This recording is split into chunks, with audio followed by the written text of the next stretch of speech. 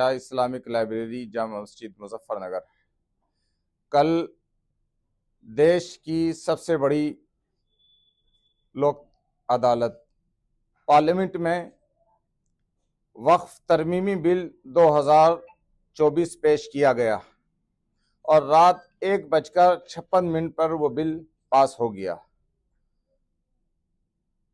वक्फ जायदाद आज़ादी के बाद से अब तक एक कसमा पुरसी की हालत में थी, चाहे धार्मिक स्थल हो और चाहे वो किसी भी तरह के परिसर हो या खुली जायदादें, खुली जमीन हो।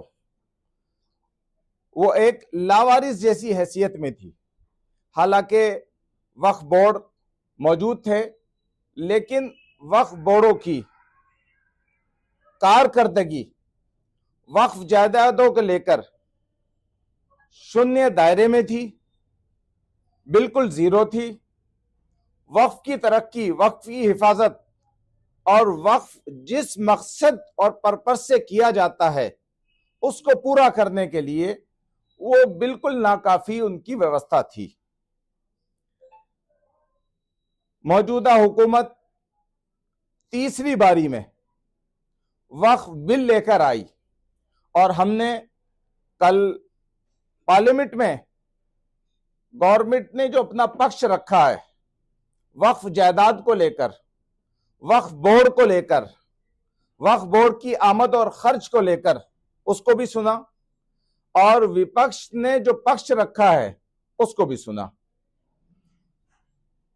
हम हुकूमत के, सरकार के उस नजरिए से जो उन्होंने कल बिल रखने के बाद में पार्लियामेंट में रखा है कि वक्फ जायदादों का बेहतर इंतजाम और वक्फ जायदादों के जरिए से गरीबों का, कमजोरों का, बच्चों की तालीम का, बेवाओं के वजीफे का, इस सब की व्यवस्था, इसको सुनकर हमें इत्मीनान हुआ और इस पक्ष का हम और इस नजरिए का, और हुकूमत अगर अपनी नीयत और नीति में सच्ची है तो हम इसका समर्थन करते हैं, बशर्ते के ये भी जुमला साबित ना हो। कह दिया जाता है ना कि जुमला था। हमारी गुजारिश है गवर्नमेंट से कि पूरे मुल्क में वक्फ का इंतजाम, वक्फ की प्रॉपर्टी की हिफाजत और वक्फ की प्रॉपर्टी की आमद से गरीबों की तरक्की और उनकी खुशहाली का बंदोबस्त ये एक जुमला साबित ना हो, बल्कि एक हकीकत और जमीन पर उतरता हुआ एक मंसूबा हो। हम इसका स्वागत करते हैं। अलबत्ता मुसलमानों की धार्मिक लीडरशिप की जानिब से जो सुझाव दिए गए थे या अभी भी वो सुझाव हैं, हम हुकूमत से मांग करते हैं कि आप वार्ता का दरवाजा बंद ना करें, बल्कि मुस्लिम समुदाय की धार्मिक लीडरशिप और बुद्धिजीवी लोगों से आप वक्फ के लिए और वक्फ जिस मकसद के लिए किया जाता है उसको पूरा करने के लिए वार्ता जारी रखें। इसी तरह हम मुस्लिम क़यादत से भी अपील करते हैं कि वो पाला ना खींचे।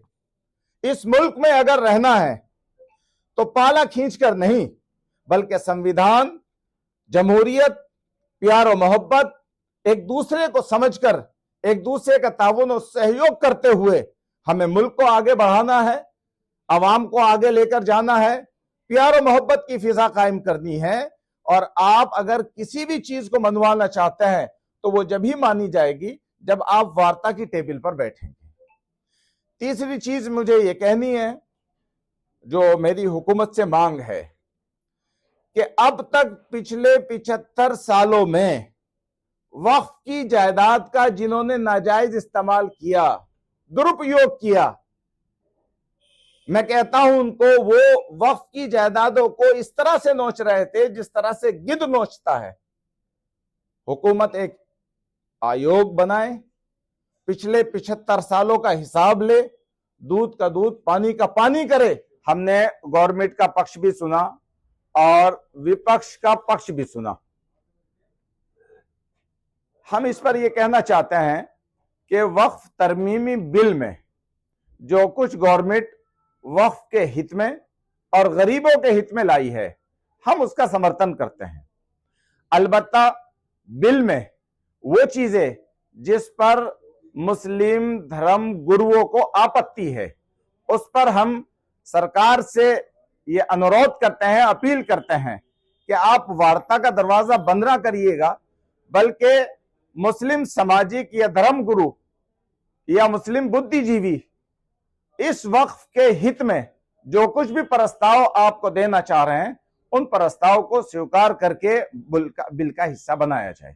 दूसरी चीज हमने ये कही है कि जिन लोगों ने पिछले 75 सालों में वक्फ जायदादों को लूटा है, उसका दुरुपयोग किया है, गरीबों को उससे महरूम रखा है, हुकूमत एक आयोग बनाए, जांच हो और उनके खिलाफ कड़ी कार्रवाई होनी चाहिए। क्या कहेंगे जिस तरह से देर रात डिग्री पास हुआ है, क्या कहेंगे? देखिए, मुल्क संविधान से चलता है और मुल्क में लोकतंत्र है, तो एक लंबी प्रक्रिया से बिल गुजरा है, एक लंबी बहस हुई है, सब लोगों को अपनी बात रखने का मौका दिया गया है। तो ये तो लोकतंत्र के लिए एक अच्छी चीज है कि जो बिल लाया गया है उस पर खुलकर अपना अपना पक्ष रखने का मौका दिया गया है। अलबत्ता अभी भी गुंजाइश है कि इससे ऊपर उठकर, चाहे सत्ता पक्ष हो या विपक्ष हो, राजनीति से ऊपर उठकर वक्फ के हित में और खास तौर पर गरीबों के हित में आगे का कोई प्रोग्राम बनाए और वक्फ की हिफाजत और गरीबों की फलाह बहबूद के लिए काम करें। क्या कहेंगे मुजफ्फरनगर में भी एक बड़े तादाद में वक्फ की? बिल्कुल बिल्कुल, मुजफ्फरनगर में बहुत बड़े बड़े वक्फ हैं, इसी तरह से उत्तर प्रदेश में बहुत बड़े बड़े वक्फ हैं, तो इसी तरह पूरे मुल्क में वक्फ की जायदादें फैली हुई हैं। हम शहर के लिए भी, उत्तर प्रदेश के लिए भी मांग करते हैं कि वक्फ की जायदाद जहां भी 1 इंच भी हो तो वो गरीबों तक उसका फायदा पहुंचना चाहिए, और अगर पूंजीपति लोग उससे फायदा उठा रहे हैं तो हुकूमत को उसका इंतजाम करना चाहिए।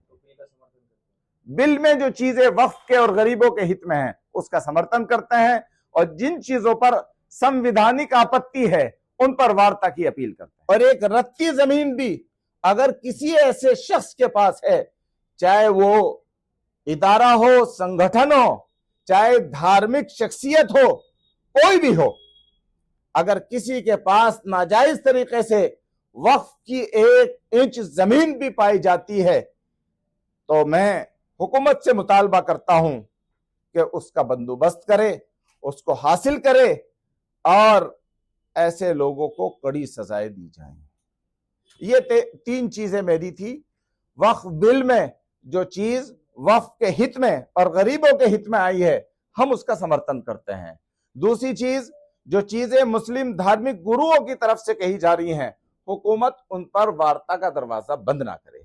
तीसरी चीज, अभी तक जिन लोगों ने वक्फ का नाजायज इस्तेमाल किया, गरीबों, यतीमों, मिस्किनों को महरूम रखा और पूंजीपति लोगों ने वक्फ को अपनी प्रॉपर्टी समझकर दोनों हाथों से लूटा है, उनके खिलाफ कड़ी कार्रवाई होनी चाहिए ताकि गरीबों के दिल को सुकून और तसल्ली